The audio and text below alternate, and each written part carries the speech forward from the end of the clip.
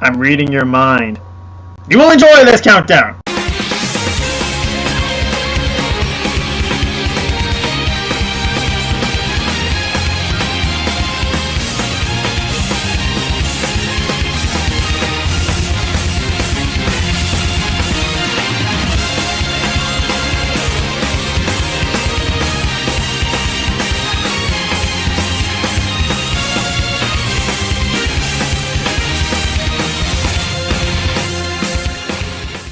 Show of hands, how many of you have played Psychonauts?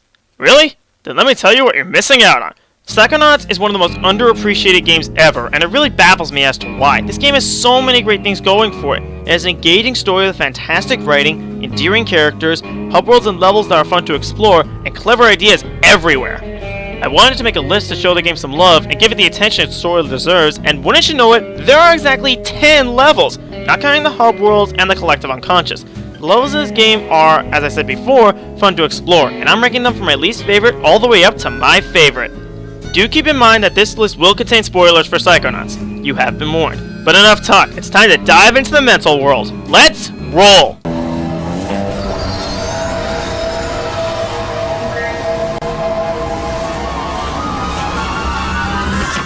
It's sad when such a creative idea leads to a subpar result.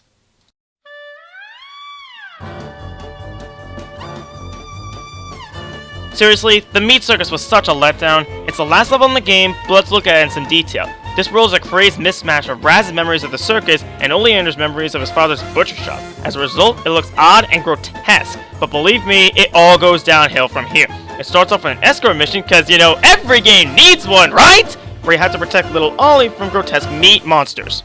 The only problem is that the platforming is incredibly treacherous, with tiny platforms that require precise jumps, and if you topple one too many times, you're pretty well screwed. After that annoyance, you have a grinding section, which isn't so bad, unless you're going for all the figments, in which case, try not to pull your hair out. Then we have a subpar boss fight, then an incredibly annoying climbing section, then another subpar boss fight, then an easy, albeit climactic, final boss fight.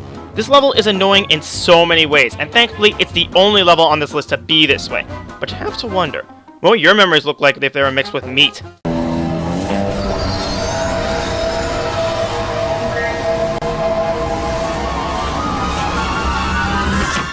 When going around the asylum, you come across this guy, and you can tell immediately that something isn't quite right with him, and, well... Excuse me, sir? My name is Napoleon Bonaparte. Oh, excuse me. Mr. Bonaparte. Shh, I only think I'm Napoleon Bonaparte. Do not listen to the weakling. He denies his lineage because he feels it. I like your jacket. Very strappy. You want it? You can have it. Just help me undo these buckles in the back and I'll... What are you doing? The uniform of this army is sacred. We shall wear it proudly until the battle is over. Help me. So yeah, you journey into his mind and see him along with what appears to be Napoleon Bonaparte, and they seem to be playing some kind of board game. Raz goes into the game to try and help Fred win and gain back control of his mind. The whole idea of the level is to go around to all the different houses, recruit soldiers, and take the game. But don't think it'll be that simple, because every one of these guys has some prerequisite to fulfill first, such as getting some money or getting Fred's note saying that he does in fact care. Also, you need to get the carpenter to fix the bridges that were destroyed, and all the while when you're going around, there are sentries trying to attack you, and the platforming can be a bit on the tight side. When you think you've won, Napoleon pulls a last-ditch effort and seals his castle, but you open it up, win the game, and free Fred's mind. This level is fun, but unfortunately, it doesn't have a boss, and admittedly, it can drag a bit. But still, someone find me this board game. I want to play a game or two.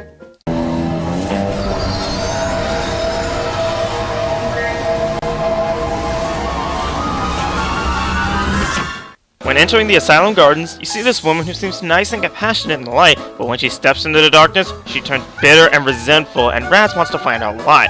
So he travels into her mind to find the source of the problem. When he arrives in her mind, he seems to be in a huge theater and it looks like there's a play going on. He's told that they can't start because they're missing their star, who refuses to come out of her dressing room. Raz asks her why she won't come out, and she mentions something about a phantom, and wouldn't you know it, when she tries to do a performance, that phantom strikes, and the only person in the audience, the critic Jasper Rolls, blames it all on her and threatens to shut the place down. So Raz tries to find out what's up. The whole point of the level is to try and get up to the upper areas where the phantom supposedly is, and Becky, the only person on stage crew, says one of the sets has a hot air balloon he can ride up to get there. A little talking around nets you scripts for different plays that also help to tell Gloria's story, reinforced by the memory vaults. As it turns out, Gloria's mother sent her to a horrible school to get her to become a successful actress. It was utterly miserable for her, but she persevered and eventually did become a famous actress, and all was well. Until she got a letter saying her mom killed herself, and this caused her career to plummet, and she developed massive mood swings. Getting back on track, you also manipulate the set itself by finding portals and flipping the mood, which is honestly unsettling. Honestly, the whole theater fiasco takes a while and it wears on me, and it isn't until you actually get up to the catwalk to confront the Phantom do things pick up with some interesting platforming. However, Raz quickly sees that the Phantom is, unsurprisingly, Jasper Rolls and goes to confront him. Okay, the jig is up, Phantom. What? Why, I never! How dare you accuse me of being the rugged and romantic scoundrel that has thrilled and terrified audiences for years? Yeah, I guess you're right. He's so agile and limber and thin. He could never be you. Why, you... Of course it's me! Well, it's time to hang up the cape, Tubbs, because your days of terrorizing the theater as the Phantom are over. Maybe as the Phantom, but he's nothing compared to the full, destructive force of an angry critic! How can I say this and still sound cool? Sticks and stones may break my bones, but words will never hurt me?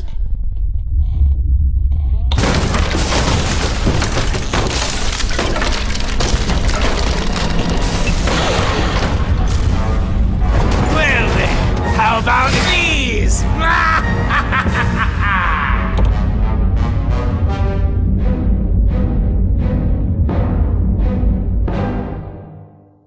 What follows is a great, frantic, and satisfying boss fight with Jasper Rolls. While I didn't enjoy the whole theater gimmick, I did like the concept and the catwalk's platforming. I also really like how this level serves to tell a life lesson. Don't let critics get to you. Wow, now that is deep.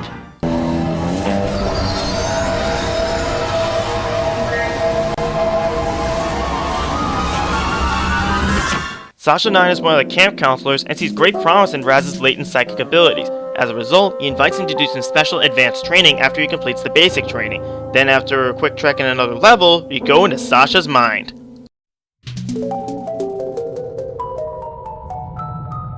Welcome to my mind. It's so empty. I mean... There's more here than meets the eye, but I've learned to keep it under strict control, and that's what I'm going to teach you. Control your feelings, your fears, your anger.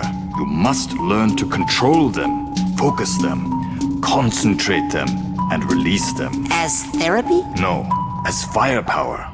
Say something hideous and horrible jumps out at you. Something so disgusting that it simply must die. So tacky. I can't look directly at it. But I control those feelings.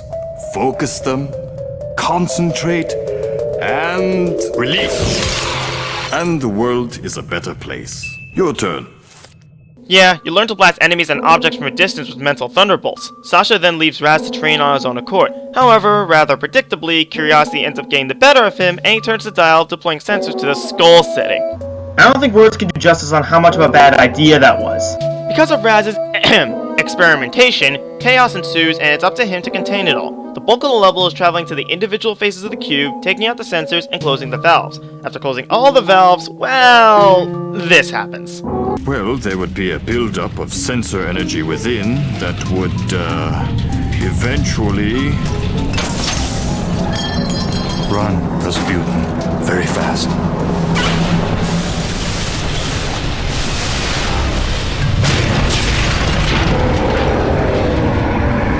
You are my own creation. I command you to stop!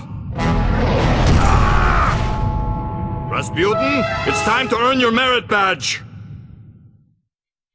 Yeah, you have your first boss of the game, and my god is it annoying! The boss is actually the reason this level didn't rank higher. Altogether, this level did an excellent job of explaining how to really use marksmanship, and trust me, you'll be using it incredibly often throughout the game. You want to get close to me, I say to you, 9! I apologize to anyone who I offended with that bad accent.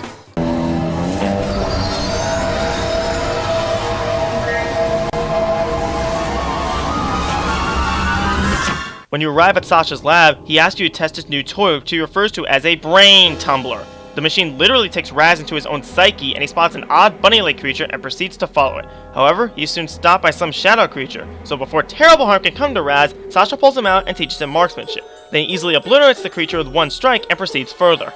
Eventually, he comes across a large tower and spots one of the campers through a window, as well as a mad scientist. Actually, no, allow me to rephrase that. He's with a complete psychopath! This psychopath claims there's something wrong with Dogen's brain, and that has to come out. And when Raz finally gets up there, he's too late and has to witness... Oh, good boy. There's that pesky brain. Yeah, people literally sneeze their brains out in this game. Get used to it. That psychopath then dumps the brain down a chute and seems to go after another camper. When Raz tries to retrieve the brain, it's taken by some kind of tank and a boss fight ensues.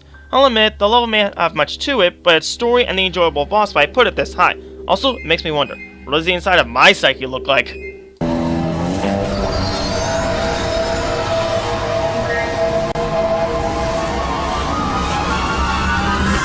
Remember when Quarter Guy made that list of his top 10 opening levels? He said that a good opening level teaches you the mechanics of how the game works and sets you up for the game ahead. And lo and behold, Psychonauts opening level does just that. Basic branding was an excellent introduction to the game. Taking place in Coach Oleander's mind, the entire level looks like some battlefield straight out of World War II.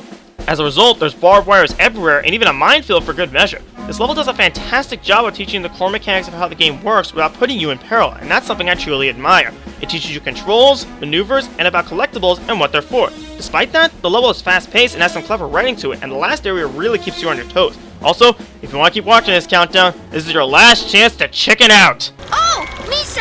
I'd like to chicken out, please. Too late, soldier! But you said... I'm sorry, I couldn't resist.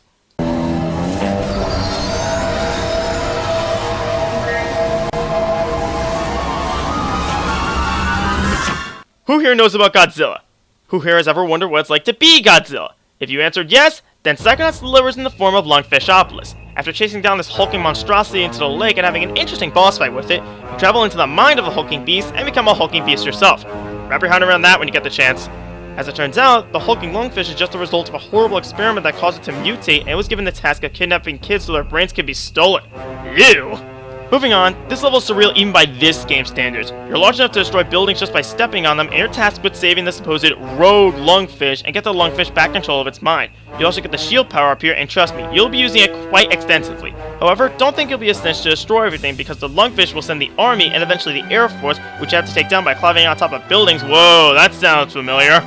After doing all that, you get a straight shot at the control tower and have an incredibly fun boss fight against Coach Shamrock, who is exactly who you think he is. Seriously, this level was fun, chaotic, and incredibly memorable for all the right reasons. Though it makes me wonder who would win in a fight between King Kong and Godzilla.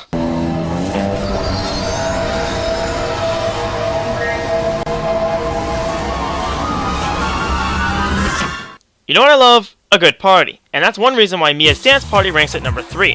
Besides the party aesthetics, the level is fantastically put together. The whole point of the level is to teach you how the levitation ability works, and similar to basic braining in Sasha's shooting gallery, it does a stupendous job. It shows you everything about how it works, how it gains momentum, how it lets you jump higher, how it lets you float down safely, and how it lets you travel over hazardous terrain. All the while, the bright colors and kicking music make you forget that this is a training level. And how do you finish a fantastic training level like this? Why, with a fantastic test of your abilities, of course. The level ends with an incredibly fun and exhilarating race that I'm sure will make you want to come back for more. This level did such an amazing job at teaching one of the best abilities Raz gets in the game, and it does it in such a fun way that I always look forward to it when I replay the game. One more thing, there's a hidden area of this level that leads you to one of Mia's darkest secrets. As it turns out, before becoming a Psychonaut, she worked at an orphanage taking care of children. But one day, this orphanage mysteriously caught fire while she was getting groceries, and being a psychic, she could hear her children's screams. There's also a box that leads to... this! Where are you? Why did you let us die? Yeah, enjoy the nightmares.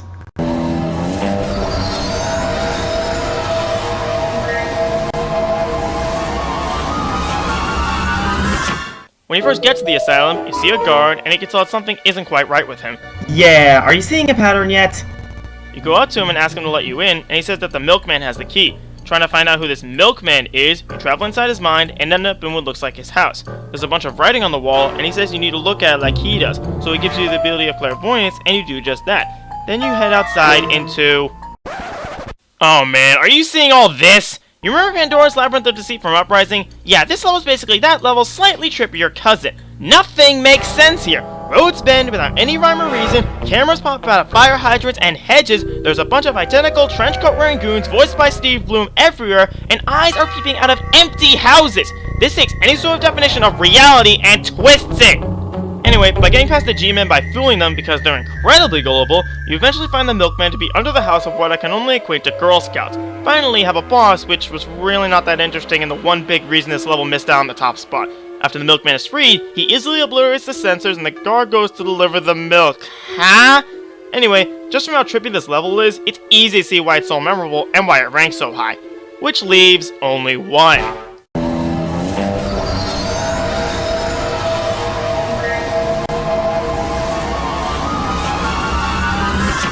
The only level left in Psychonauts, my favorite, went above and beyond what the other levels in the game did, and it's for that reason it trumps all the others. In one of the upper rooms of the asylum, you see a man trying to paint what looks like the Mad Doctor. He says he must finish this painting to be released, so Raz questions why he doesn't just do it and leave. Then that reason becomes immediately apparent as he paints a bull fighting a matador over his painting. It turns out he has some kind of psychological obsession with the bull, and take a guess what you gotta do.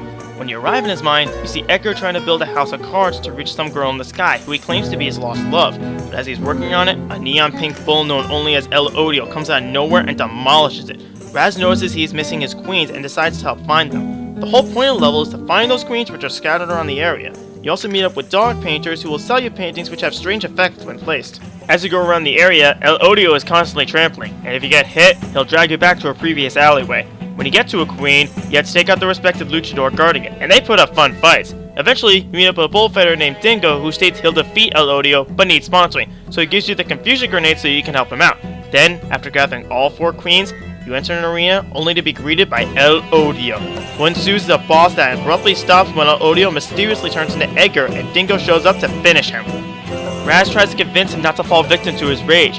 As it turns out, Lampita and Dingo are just personifications of Edgar's lost love and the jerk who took his love. Now the boss fight changes into a combination of defending Edgar and taking care of Dingo. And after it's all over, Edgar decides to let his past go. I love the action and the exploration of this level, but this level has a major trump card: symbolism. El Odio is a symbol of Edgar's rage, and El Odio translates from Spanish to mean the hatred. The 4 luchadors represent the wrestling team that he let down when his heart was broken. And I already told you what Dingo and the Pizza represent. This level has it all, and it's definitely my favorite in Psychonauts. I'm Arrow Dragon, and I really want Psychonauts to get a sequel because it left off on a massive cliffhanger when... Ha! You thought I was gonna give away the ending, didn't you? Nope, play the game for yourself, and I hope this list convinced you to do just that. Also, what do you think of the new outro? Did you mainly get to my countdowns? And hit that subscribe button to subscribe to my videos. Also check me out on Twitter, I post updates to my videos and just some pure randomness. And now I'm gonna get to work on something else. Later everyone!